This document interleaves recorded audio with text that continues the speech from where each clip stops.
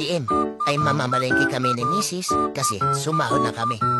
Sumahod sa trabaho namin at hindi kay Lolo Meta. At gagamitin pala namin si Optimus Prime. Let's go mga ka-DM. Papunta na tayo sa palengke.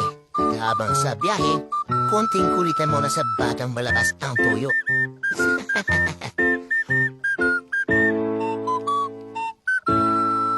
At ayan sa harapan natin ang bundok mahiring na matatagpuan sa bayan ng Los Baños. Maulap nga lang at hindi natin kita ang kanyang ganda. Kaya, tingin-tingin lang tayo sa gilid. Ang sunod natin madadaanan bago umabot sa palengke ay ang Katedral ng Calamba, kung saan nasa 10 piso na papel na luma at lagi may pinapahanap dito. Alam niyo ba ang sagot doon, ka-DM? Isip-isip. At dito na nga tayo sa palengke at namimili na ng karne si Mrs.